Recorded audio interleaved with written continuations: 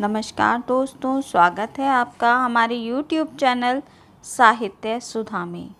दोस्तों, हमारे इस चैनल के माध्यम से हम हिंदी विषय से UGC नेट JRF की तैयारी कर रहे हैं, जिसमें हम आज से यूनिट 5 को शुरू करने जा रहे हैं। बच्चों की डिमांड थी कि यूनिट 5 मैम पहले करा दीजिए। आज की इस वीडियो में हम यूनिट 5 के सिलेबस को जानेंगे।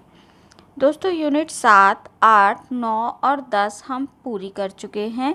यदि आप भी उन्हें पढ़ना चाहते हैं तो उनकी प्लेलिस्ट का लिंक मैं अपने डिस्क्रिप्शन बॉक्स में दे दूंगी, तो आप भी उन यूनिट्स को कंप्लीट कर सकते हैं। दोस्तों, अब बात करते हैं यूनिट 5 की। यूनिट 5 कविताओं की यूनिट है। इस यूनिट को कालक्रम के अनुसार बांटा गया है। तो आइए इस यूनिट के पहले हम सिलेबस को देख लेते हैं कि हमें इस यूनिट में क्या पढ़ना है। इसमें आदिकाल जो है उसमें 3 कवियों को लिया गया है, चंद्रबरदाई, अमीर खुसरो और विद्यापति, जिसमें चंद्रबरदाई की पृथ्वीराज रासो के रेवा तट को लिया गया है। रेवा तट में भी केवल 27वां समय या सर्ग इसमें लिया गया है। तो हम चंद्रबरदाई जी की पृथ्वीराज रासो के रेवा तट के 27वें सर्ग को पढ़ेंगे। अमीर खुसरो की मुकरियाँ और पहेलियों को पढ़ेंगे। इसके बाद तीसरे हैं हमारे कवि विद्यापति, जिनकी पदावली दी गई है, जिसमें विद्यापति की पदावली बहुत सारे लेखकों ने लिखी है, लेकिन इसमें स्पेसिफाई किया गया है कि डॉक्टर नरेंद्र झा के द्वारा लिखी गई पदावली को हमें पढ़ना है, जिसमें से केवल 1 से 25 तक के पदों को पढ़ना है। ये बात है आदिकाल की। आदिकाल के कवियों में हमें इन 3 कवियों को पढ़ना है। इसके बाद भक्तिकाल। भक्तिकाल में कबीरदास, जायसी, सूरदास, मीराबाई और तुलसीदास जी को लिया गया है।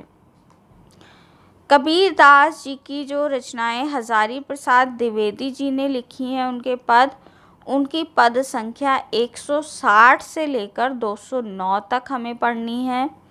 इसके बाद जायसी ग्रंथावली जो श्री रामचंद्र शुक्ल जी ने लिखी है, उसमें नागमती वियोग खंड को पढ़ना है, जिसमें 3 सर्ग हैं।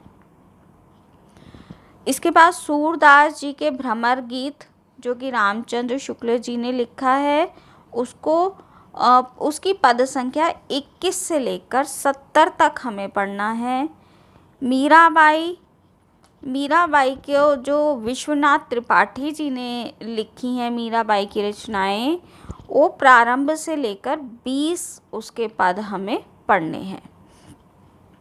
और तुलसीदास जी की रामचरितमानस के उत्तरकांड को हमें पढ़ना है। तो ये बात हुई भक्तिकाल की। भक्तिकाल में हमें कबीरदास, जायसी, सूरदास, मीराबाई और तुलसीदास जी की जो रचनाएं पढ़नी है वो मैंने आपको बताया। इसके बाद रीतिकाल को लिया गया है। रीतिकाल में हमें बिहारी, घनानंद को पढ़ना है। बिहारी और घनानंद को पढ़ना है, जिसमें बिहारी सतसई में जगन्नाथ दास रत्नाकर के द्वारा लिखी गई रचनाएं, जिसमें इनके द्वारा लिखी गए दोहा संख्या 1 से लेकर 50 तक पढ़ना है। घनानंद के द्वारा कवित्त जो लिखा गया है उसे डॉक्टर विश्वनाथ मिश्र जी ने लिखा है। कवित्त संख्या 1 से लेकर 30 तक हमें पढ़ना है। इसमें कवियों के नाम बिल्कुल स्पेसिफाई दिए हुए हैं, हमें उन्हीं की द्वारा रचित रचनाओं को पढ़ना है। इसके बाद है आधुनिक काल। आधुनिक काल को भी कई भागों में बांटा गया है, ये हम सभी जानते हैं, जिसमें पहला भाग है द्विवेदी युग।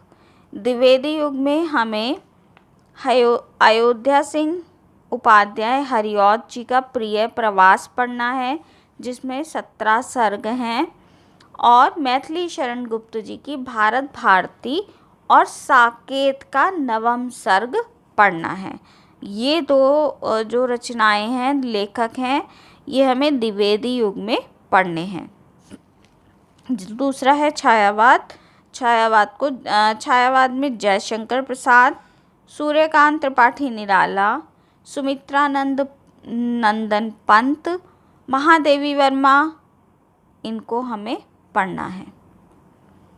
तो छायावाद में इन लेखकों को हमें पढ़ना है, जिसमें जयशंकर प्रसाद जी की आंसू और कामायनी को हमें पढ़ना है। कामायनी में हमें श्रद्धा, लज्जा और इड़ा वाला सर्ग इसके अंदर पढ़ना है। इसके बाद सूर्यकांत त्रिपाठी निराला जी की जो रचनाएं हैं वे हैं जूही की कली, जागो फिर एक बार, सरोज स्मृति, राम की शक्ति पूजा, कुकुरमुत्ता, बांधो न नाव, इस ठाव बंधु। ये हमें निराला जी की रचनाएं पढ़नी हैं। इसके बाद सुमित्रानंदन पंत जी की जो रचनाएं हैं वे हैं परिवर्तन, प्रथम रश्मि, द्रुत झरो जगत के जीर्ण पत्र। यह हमें पंत जी की रचनाएं पढ़नी है। महादेवी वर्मा जी की जो रचनाएं हमें पढ़नी है वे हैं बीन भी हूँ, मैं तुम्हारी रागिनी भी हूँ, मैं नीर भरी दुख की बदली, फिर विकल हैं प्राण मेरे, यह मंदिर का दीप, इसे नीरव जलने दो। ये हमें महादेवी वर्मा जी की रचनाएं पढ़नी हैं।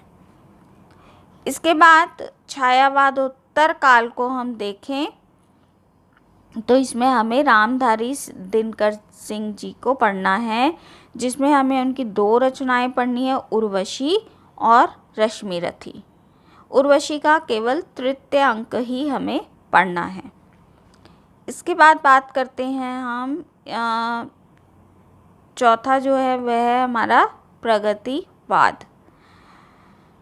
प्रगतिवाद में हमें नागार्जुन जी को पढ़ना है, जिसमें नागार्जुन जी की काफ़ी सारी रचनाएं इसमें दी हुई हैं।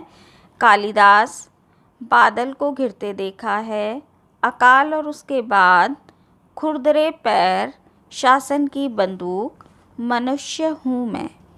ये नागार्जुन जी की रचनाएं हमें पढ़नी हैं। इसके बाद हम बात करेंगे प्रयोगवाद और नई कविता की।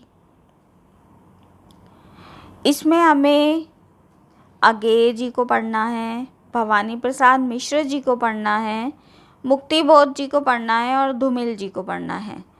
इसमें सच्चिदानंद, हीरानंद वात्स्यायन, अगेय जी की जो रचनाएं हैं वे हैं कलगी बाजरे की, यह दीप अकेला, हरी घास पर क्षण भर, असाध्य वीणा, कितनी नावों में कितनी बार।